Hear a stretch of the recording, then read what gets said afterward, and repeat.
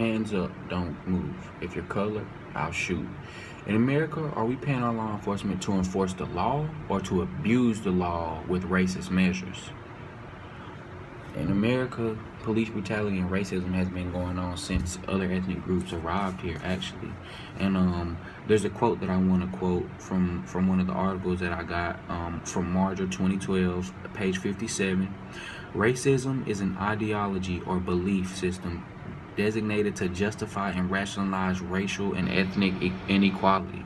And discrimination, most basically, is behavior aimed at denying members of particular ethnic groups equal access to societal rewards. And that right there just is a great definition of racism and discrimination. I've also faced some racism and discrimination myself, and also police brutality slash racism. Actually, when my mother was pregnant with me, my mom's white and my dad is black.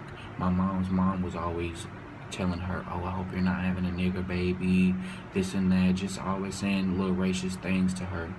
And I forgive her. She's told me sorry plenty of times. She's not really like that anymore. But it just goes to show how real racism and things like that are. That just goes to show, like, I'm a kid in my mom's stomach and I'm being talked about as a nigger baby. Like, that's just pitiful.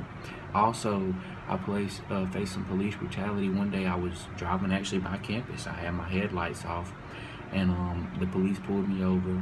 He came to my window. He didn't ask for my license. He didn't ask for anything. He said, "Do you have any drugs in the car? Do you have any weapons in the car?" He's shining the flashlight in my face, being very obnoxious, like.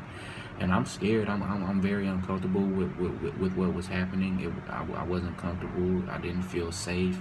And yeah, man, it was just crazy. And I didn't do anything wrong. I just simply had my headlights off.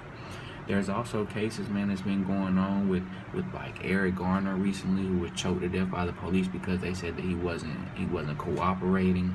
Also, Steve Biko, he was an anti-apartheid activist and leader of the Black Consciousness movement in South Africa.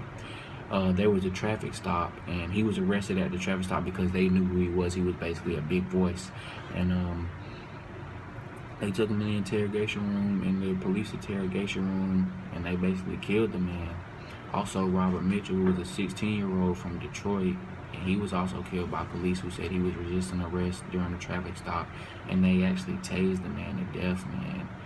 And I feel that it's up to us to do something about this to make change. And I chose this subject because this is very touchy to me. This is something that I feel is very, very prevalent in the world, and it's important. It's something that we need to focus on, that we need to change, and only we can change this with who we vote for and things like that, man. And racism is real, man. I just want to get my peers and my brothers and my sisters prepared for what to do if you're facing racism or police brutality, because it's real, man. And more than none, you're gonna face it. You're gonna face some racism and police brutality in your lifetime if you don't have Caucasian skin. But yeah, man. Thank you.